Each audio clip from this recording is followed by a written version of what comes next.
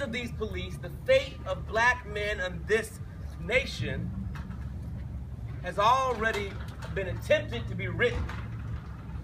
But I personally won't stand for it. This is a system that has ignored claims and calls by the civil rights era of the urgency of now. This is a very urgent situation.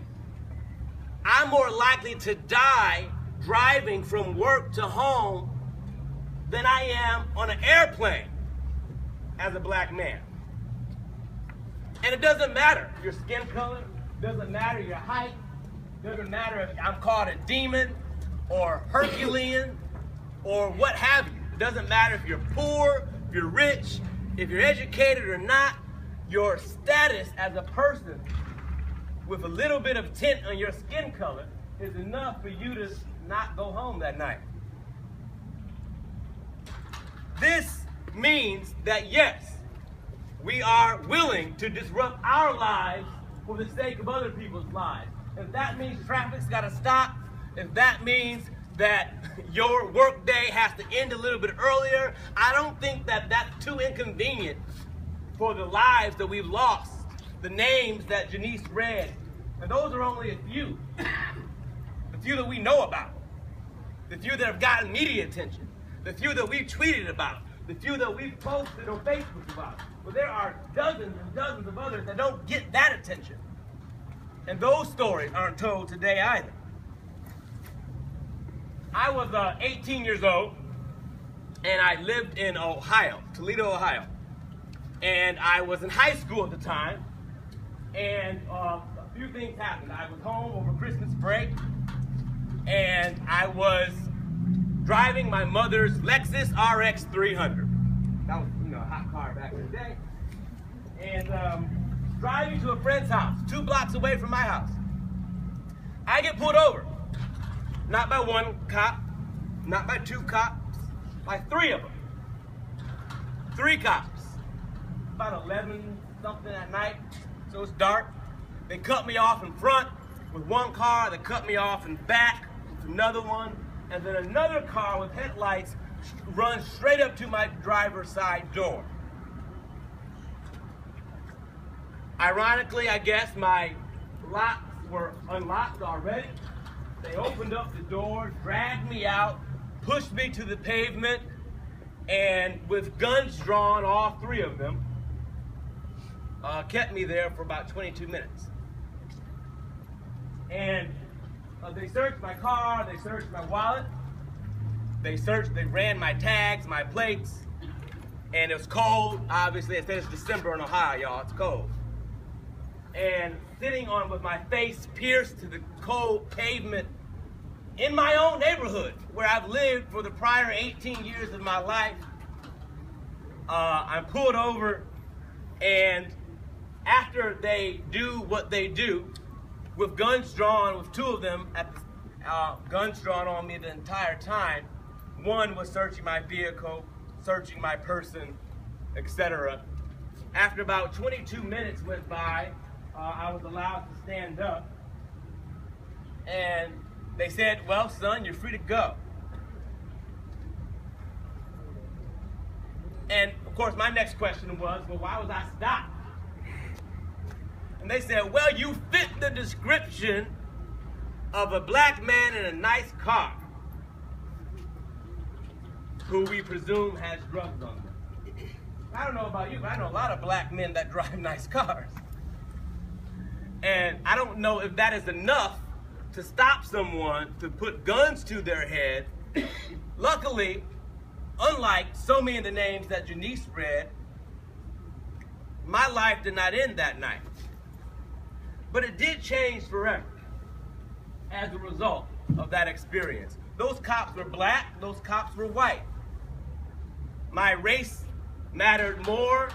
My middle class status did not protect me. My skin color did not protect me.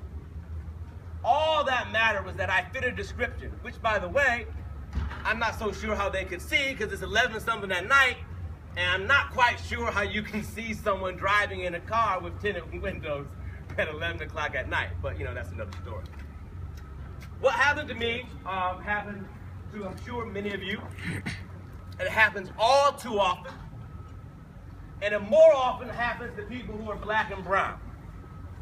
That is not how this system is supposed to work. Our justice system is not failing, it's already failed. It's failed because we have allowed police to get away with not even having to explain what happened in front of people who share different stories about what they saw, about what their videos recorded, about what their cell phones shared with us. We don't know all what happened in Ferguson. We don't know what happened in Cleveland. We don't know all that happened in Stanford. We don't know all that happened anywhere.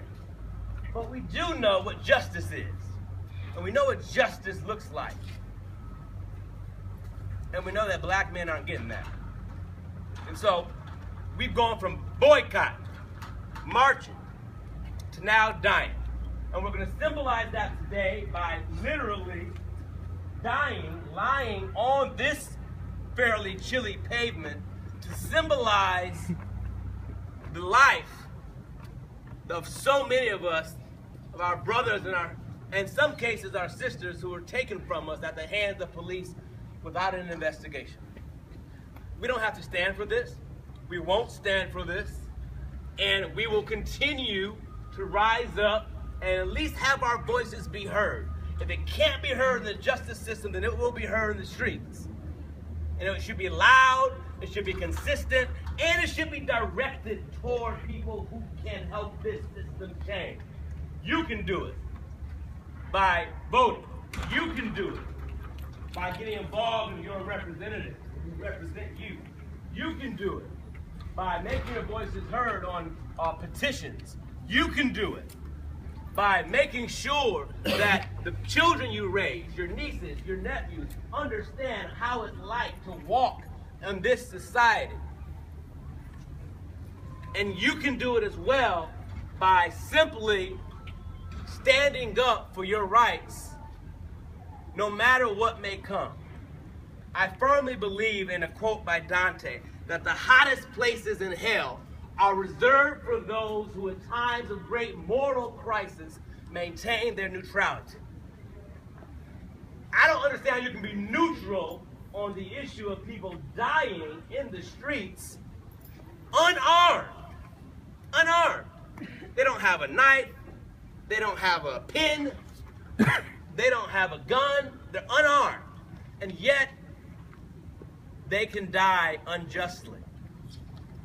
This is not the America that the 14th Amendment says that we have. This is not the America that the Civil Rights Act confirms that we have. This is not the America that the Matthew Shepard and James Byrd Jr. Hate Crime Prevention Act says that we have.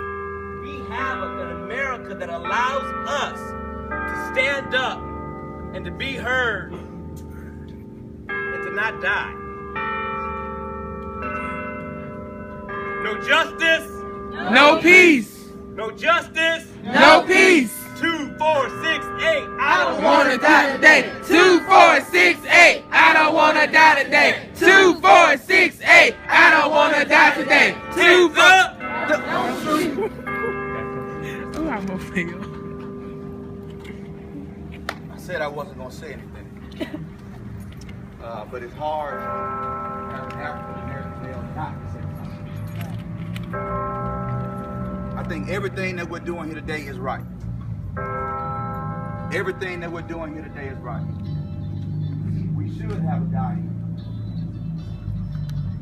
But my concern is, will we be resurrected? Will we die and stay dead? Will we lie down on the cold pavement, get up, go back to our classes, get up, go back to our offices, get up, go back to our jobs, and that be the end of it? I agree with everything that's been said. There's no way any of the persons that were named today should be dead. But as a principal, as a pastor, we are facing a large epidemic amongst young African American males. My biggest concern is, how do we save us?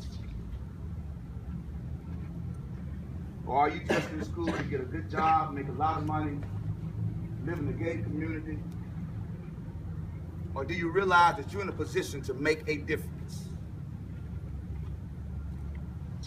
I may never get this opportunity again to speak to this many young adults who have the power within them to help change a system that has failed. But at some point, we have to stop expecting the system to change, and we have to change. The greatest movement this country has ever seen, it happened with young students, happened when churches got together and said enough is enough, and they went to the streets. They did it peacefully. They did it in a way that said, we are here and we're not going anywhere. But they kept working afterwards. Somewhere we dropped the ball. A principal of school where 315 students attend. Half of those 315 are young African American males. On a staff of 53, there are 4 males. I have an African American custodian. I have a white math teacher. I'm a principal, and I have a black PE coach.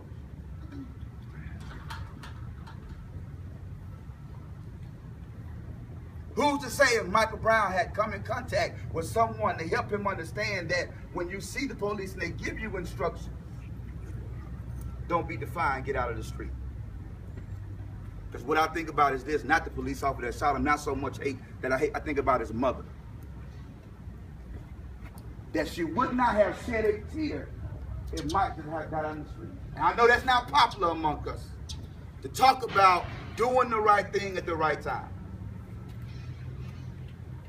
But if we don't bring it up and talk about it, when is it going to happen?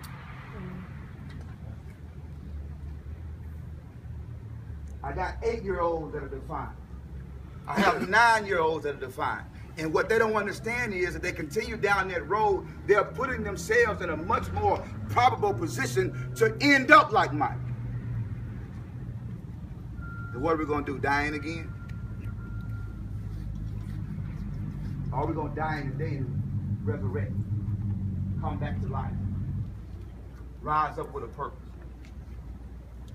Wow, what would happen if each of us would take one young African-American male that may be in a single-parent home, that may be in a situation where he needs someone to show him? Or are we going to leave him out there by himself until he's 18, coming from the convenience store where he stole some cigarillos, and the cop asks him to move out of the street, and he defies the cop, giving the cop a reason to draw down?